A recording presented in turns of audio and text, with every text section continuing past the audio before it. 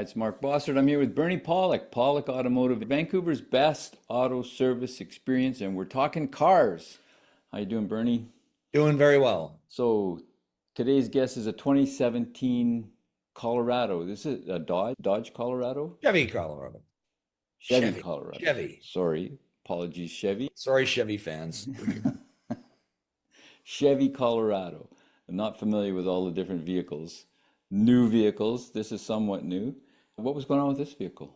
The owner of this vehicle happened to be out driving near our shop and hit the brakes, and all of a sudden they didn't work very well. They went from being normal brakes to pressing on the pedals, pressing on a rock. So he pulled into our parking lot and said, "Hey, I got some problems with my brakes." We looked at the vehicle and verified it. It was actually quite frightening to just drive the car around our parking lot. Push the brake, you had to push exceptionally hard to even stop, and it seemed to lock the front wheels up and stuff. It was actually really scary. Initially, I thought, okay, the power brakes have stopped, which was the case, but it seemed like there was some other problem as well. But at the end of the day, basically, there was no power brake. And we determined the brake vacuum pump, which is located on the back of the engine, had failed. It wasn't providing any vacuum to the power brake booster. So that was the diagnosis in a nutshell.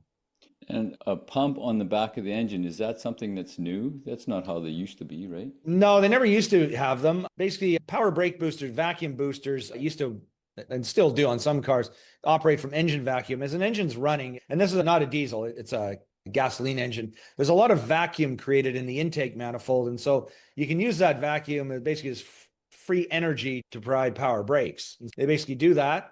But it seems manufacturers have found it more reliable to actually have a separate pump to generate the vacuum. It's on a turbocharged vehicle, for instance. A lot of times the engine may not be so much in vacuum, but under pressure. That doesn't create the vacuum you need for the brakes. So I guess a vacuum pump is pretty common on a lot of vehicles.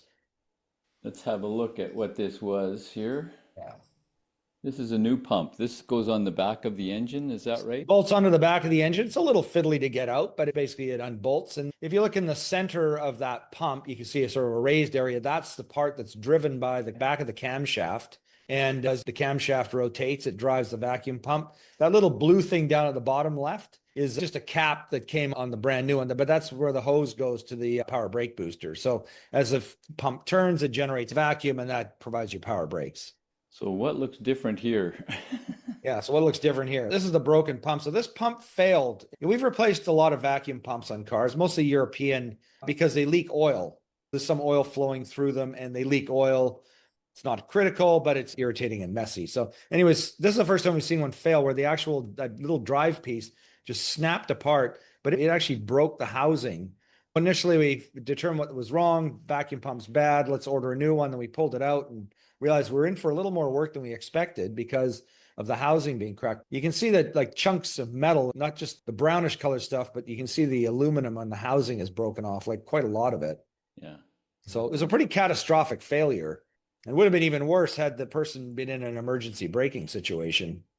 In order to proceed further, we had to pick out those pieces. There was bits of metal that didn't come out. We had to pick those out at the back of the engine. So we had to remove the valve cover. Again, another ordeal and more expensive parts and labor to take everything apart. But it was really important to get the chunks of metal out so we could actually put the pump back in and make sure there wasn't metal floating around inside the engine. So we managed to get everything out of there. And yeah, I say fair bit of work, and lucky for the customer that these things apparently do fail. This is the first one we've seen, but in doing a little research, we find that it's not uncommon for these to fail, and sometimes it actually wipes the camshaft out too. So the owner was lucky. And that's a very expensive operation.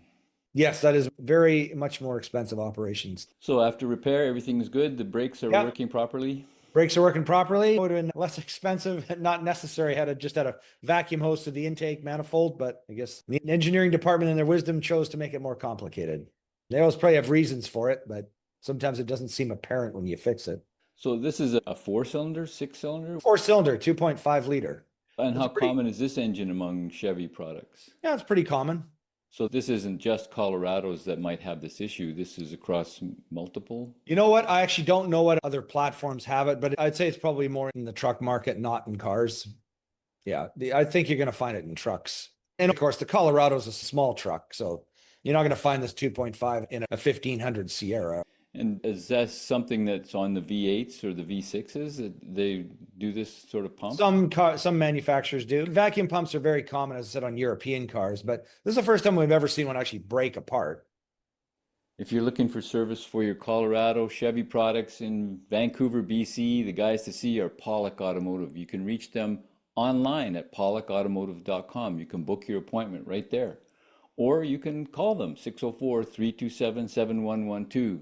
They'll answer the phone and they'll talk to you, or they'll get back to you if they're really busy. Pawlik Automotive in Vancouver. You have to book ahead. They're always busy. Always, period. Best auto repair in Vancouver. Call them, get your stuff fixed, keep running reliably. Thanks so much for watching and listening. Thanks, Bernie. Thanks, Mark. Thanks for watching.